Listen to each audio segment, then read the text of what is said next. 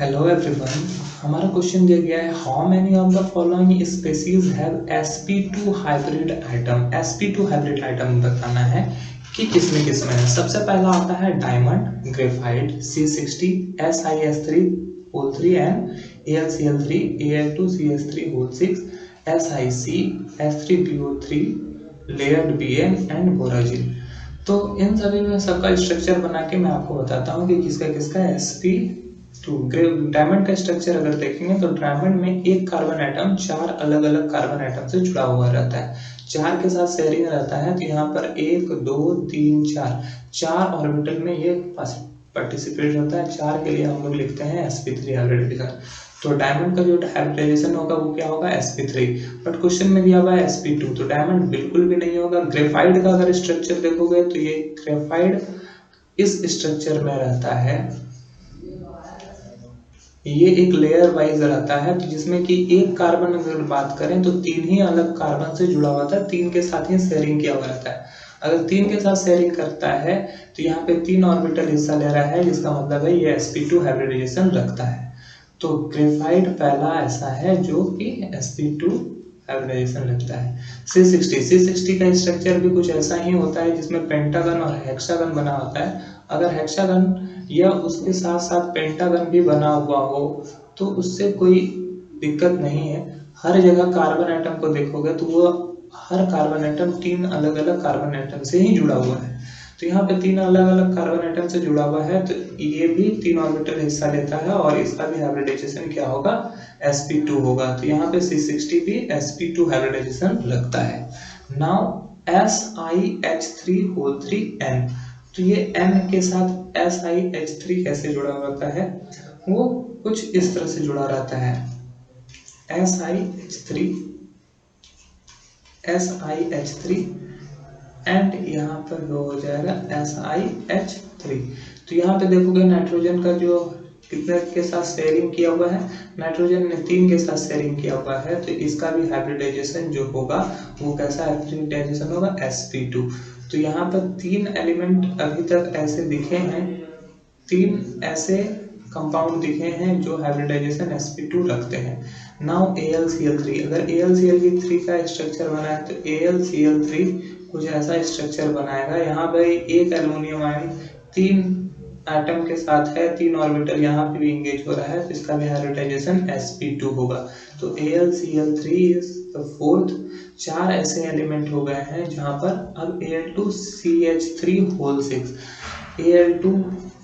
Al2CH3 तो actually ये ऐसे रहते हैं।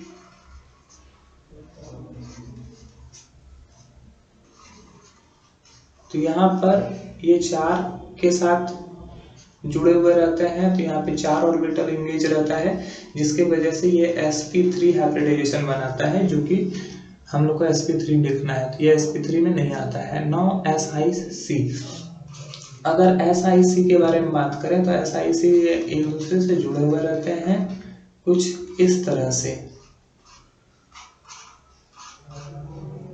तो SiC इस तरह से जुड़े रहते हैं, तो कहने का मतलब ये है कि यहाँ भी चार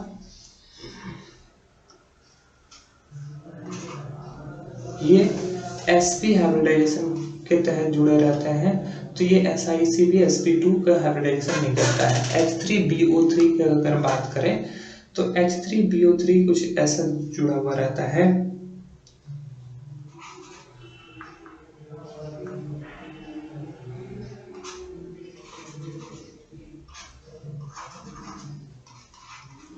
तो यहाँ भी शेयरिंग देखोगे तो तीन बॉन्ड से है, तो यहाँ भी sp2 हाइब्रिडाइजेशन होगा। तो H3BO3 भी इसी ग्रुप में आता है, H3BO3 एंड लास्ट उसके बाद है लेयर्ड Bn। तो लेयर्ड Bn जो होता है वो इस तरह से इस स्ट्रक्चर में रहता है, Bn N N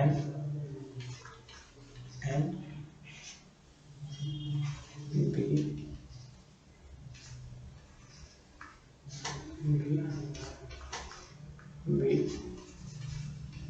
इस तरह से स्ट्रक्चर में रहता है। तो यहाँ भी अगर ब्रोमीन का देखोगे तो एक यहाँ बॉन्ड है, एक यहाँ बॉन्ड है, एक यहाँ बॉन्ड है, तो यहाँ भी तीन बॉन्ड से इंगेज है, तो 3 ऑर्बिटल हिस्सा है तो sp2 हाइब्रिडाइजेशन यहाँ पे भी होगा।